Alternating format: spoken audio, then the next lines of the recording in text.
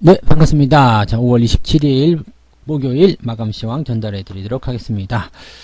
자, 코스닥이 반등에 성공했습니다. 자, 코스닥만 올라와서 조금 아쉽긴 할 수 있겠습니다만 그래도 시장 분위기 나쁘지 않았습니다. 중소형주들 반등세 조금 강하게 나와줬고요. 전체적으로 계좌도 같이 올라오는 모습들 우리가 확인할 수 있을 겁니다. 그래서 지금 대형주 쪽만 일단은 계속 안 좋은 흐름이긴 한데 이것만 잘 버티시면 돼요. 대형주만 잘 피해 나가시면 되고 포지션만 잘 정리하시면 되는 거거든요. 그래서 자, 요 포지션을 우리가 잘 이용한다라면 지금 같은 재미없는 장에서도 충분히 수익 낼 수 있다라는 거. 네, 이 부분을 잊으시면 안 될 겁니다. 자, 그리고 수급적인 동향을 보면 금융투자가 역시나 매수 전환했습니다. 얘네들 손바닥에서 벗어날 수가 없습니다. 금융투자는 어떻게 해요? 자기들이 투자한 것에 대한 수익을 보고 싶겠죠. 그래서 어떻게든 주가를 올리려고 지금 애를 쓰고 있을 겁니다. 주가가 일단 반등을 하게 된다면 금융투자의 매도가 나오게 하겠습니다만은 어쨌건 지금은 시장을 버티게 만드는 강력한 힘이다라고 보시면 되겠죠. 자, 중소형주들은 그래서 지금은 버티면 이긴다. 이 공식 무조건 통할 것 같습니다. 어지간한 종목들, 뭐 장중에 변동성 있는 거, 오늘 조금 빠진 거, 좀 올라가 있는 거 잘 가고 있다라면 그냥 쭉 데리고 가시면 되겠습니다. 다만 추세가 많이 진행된 것들, 그런 것들은 글쎄요, 추세가 좀 바뀌는 그런 흐름이 나타나게 된다라면 매도 의견을 조금씩은 볼 수가 있겠다, 볼 수 있겠죠. 이런 것들 같이 좀 참고해 보도록 하겠습니다. 자, 차트 보면서 이야기해 보도록 하죠. 종합주가지수 아래쪽 꼬리를 길게 달아줍니다. 아무래도 이제 금융투자에 매수가 들어왔기 때문이다라고 생각할 수 있겠는데요. 자, 이런 분위기라면은 다음날 추가 상승도 가능해 보이죠. 하지만 일단은 내일이 주말장이잖아요. 그래서 이런 분위기 속에서 매수를 확장하는 것은 좋지 않습니다. 그냥 유지만 잘 해주시면 돼요. 자, 매수 같은 부분들은요, 변동성이 다 끝났다고 생각됐을 때, 이제 확정적이다 라고 생각됐을 때 진입을 하는 것이 가장 좋거든요. 그렇기 때문에 지금 시점에서는 뭐 토요일날, 뭐 금요일날 주가가 많이 상승한다고 하더라도 어느 정도 한계점에 다다르게 되는 부분이 있을 겁니다. 갑자기 뭐 2%, 3% 올릴 리는 없잖아요. 그러니까 여러분들이 매수할 수 있는 기회는 충분히 있습니다. 그렇다면 종목에 대한 부분들은 이런 식으로 보시면 되겠고요. 또 한 가지, 외국인들 매도가 지금 계속 나오고 있잖아요. 대형주 쪽에서 계속 쏟아지고 있잖아요. 이런 부분들이 나오게 되면 지수가 그렇게 쉽게 못 올라갑니다.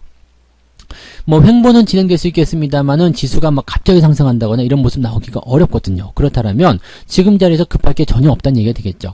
반면에 코스닥은 입장 차이가 조금 생길 것 같은데요. 지금 제가 말씀드렸던 위치까지 왔죠. 그러면은 이제 저항대 넘어서는 모습, 즉 975포인트 수준까지 왔기 때문에 이제는 코스닥 쪽에 있는 종목군들이 더 힘을 내게 될 테고요. 또 분위기도 잘 잡아갈 겁니다. 지금 코스닥이 이제 상승세를 보이게 된다면 990 다시 1000포인트까지 들어가는 모습도 기대해 볼 수 있을 텐데요. 자, 이것은 이제 뭐 이번 주말에 형성되는 그런 경제지표라든지 미국 시장 동향에 따라서 좀 다르긴 하겠습니다. 다만 시장의 분위기를 이끌어내는 데에 지금 금융투자라든지 이런 수급 동향들이 일조를 하고 있기 때문에 여기에서 파생된 종목군들이 치고 올라가는 모습을 계속 보여주고 있다라고 생각하시면 되겠죠. 자, 오늘 휠라홀딩스 아주 좋았어요. 약간 중대형주 시총 3조 원대의 종목인데 분위기 나쁘지 않았죠. 아주 좋게 잘 올라가는 모습이 확인이 되고 있고요. 그 다음에 뭐 특별하게 빠진 종목 별로 없습니다. 강원랜드 신고가 만들어내면서 마무리가 좀 됐고요. 특수건설이 오늘 또 많이 올랐어요. 뭐 정책적인 수혜기도 하겠습니다만, 네, 특수건설 올라가면서 또 신고가 빵 터트리는 모습이고요. 오전에 말씀드렸던 두산도 플러스로 마무리가 되는 모습이고요. 뭐 다 좋은 모습이에요. 그래서 자, 이렇게 종목들이 기어 올라갈 때, 이제 상승 추세를 계속 유지할 때는 여러분들 쉽게 파시면 안 될 것 같아요. 저 같은 경우는 뭐 그 시장 어떤 변화가 좀 크게 일어날 때 그 시점에서 리스크 관리 좀 해드리긴 했습니다만, 아직까지 들고 계신 분들은 추세가 계속 진행되죠? 그러면 그대로 홀딩 하시는 전략들 계속 유지해 주시면 좋을 것 같다 생각이 좀 드네요. 자, 그런 부분을 참고하시고요. 중소형주 쪽에서도 추세가 계속 진행된다, 또는 중대형주인데 추세가 지금 좋다, 많이 올라온 게 없다, 그런 것들은 일단 꽉 들고 버티세요. 매수는 굳이 안 하셔도 됩니다. 근데 매도를 쉽게 건드리지 않으셨으면 좋겠어요. 좋은 종목들 중간에 팔아먹으면 나중에 배가 많이 아파. 아시겠죠? 네. 자, 그 부분들 보시고요. 자, 수급 한번 볼게요. 수급 보시면, 자, 지금 외국인들이 2,800억 순매도입니다. 근데 코스닥 쪽에서 매수가 들어오면서, 코스닥 쪽 분위기가 좀 좋아지지 않아서 생각되고요. 그 금융투자는 2,600억, 그 다음에 연기금이 조금 매수하게 되면서 지금 외국인 매도 물량을 전부 다 카바링을 해줬다라고 생각하시면 될 것 같아요. 자, 이렇게 상황이 되니까 지수가 크게 올라가진 않아도 버티는 모습은 나타날 수 있는 거죠. 금융투자가 지금 약간 뭐랄까 똥줄 탄다고 봐야 되나요? 네, 일단은 질러놨는데 주가가 안 올라가니까 자꾸 조급한 상황이에요. 그래서 어떻게든 올리려고 하고 있는 모습이고요. 아마도 승부수를 이제 조만간 띄우지 않을까라는 생각이 좀 드는데, 주가가 이제 빵 튀어 올라서 한 3,200 근처까지만 진입하게 된다면 여러분들 약간 이 금융투자의 동향에 주목을 해야 된다는 것만 알고 계시면 되겠습니다. 자, 시총 상위권 종목들 봐야 되겠죠?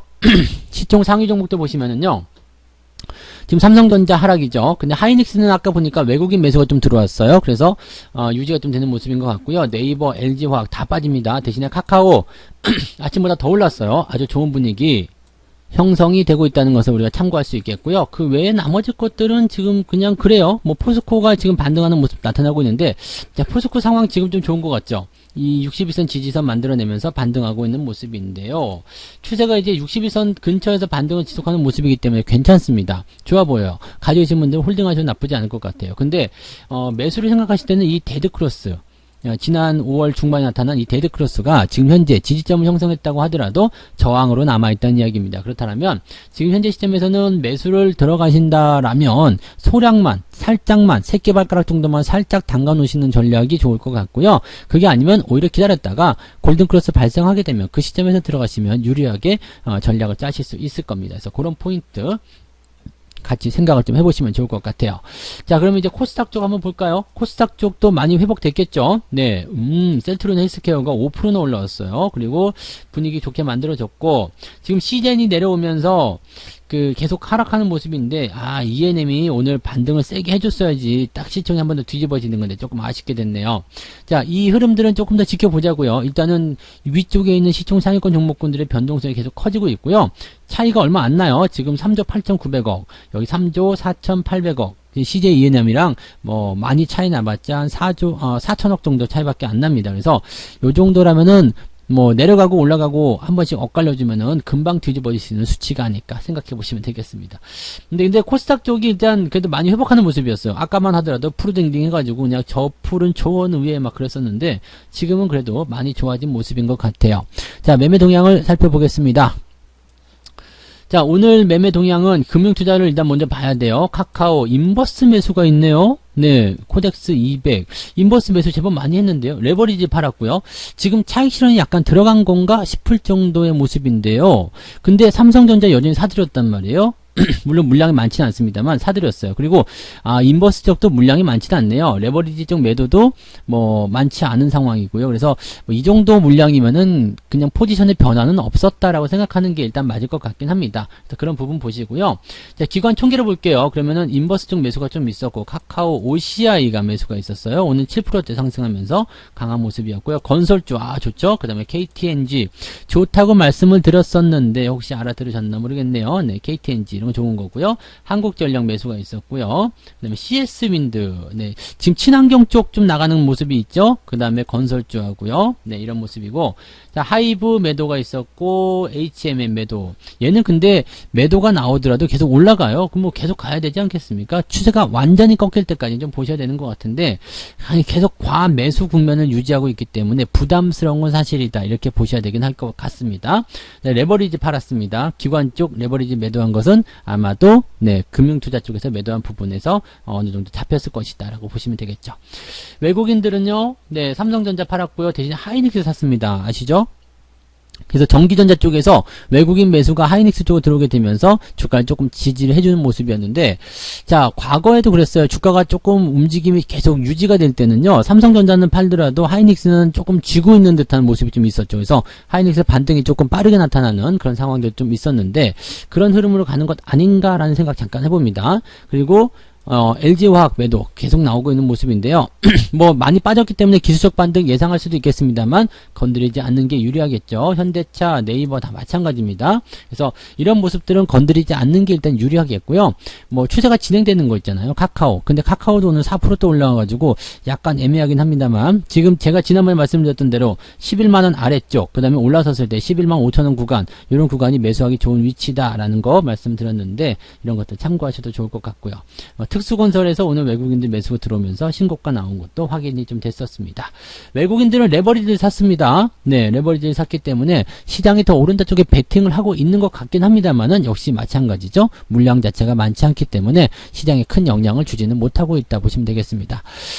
지금 시장은 나쁘다라고 보기는 어렵습니다. 괜찮아요. 괜찮은 모습인데 다만 이제 조금 지루한 행보, 주가가 올라갈 만한 어떤 건덕지가 없어요. 그렇다고 해서 주가가 내릴 만한 건덕지도 없습니다. 계속 지루한 상황이죠. 그 중에서 이제 소소하게 이렇게 중소형주들의 반등이 나타나는 형태로 진행되고 있기 때문에 중소형주 포트폴리오를 가지신 분들에 한해서는 수익은 계속 발생하고 있는 것 같다라고 보여집니다. 어쨌든 계좌만 올라가면 되는 거 아니겠습니까? 그죠? 종목 간 변화는 일단 무시하시고요. 내가 가진 전체 계좌가 어떻게 움직이는지 또 이런 전체 계좌가 상승하려면 중소형주 가지고 계셔야 되겠죠. 그래서 조금씩이라도 계속 좋아지고 있다. 그렇다면 지금 아주 잘하고 계시는 거라는 거 잊으시면 안 되겠습니다. 꼭 명심하시기 바라고요.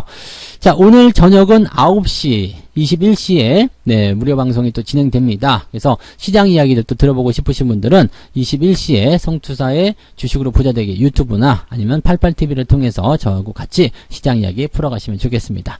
편안한 오후 되시기 바라고요. 저는 네, 저녁에 다시 오도록 하겠습니다. 고맙습니다.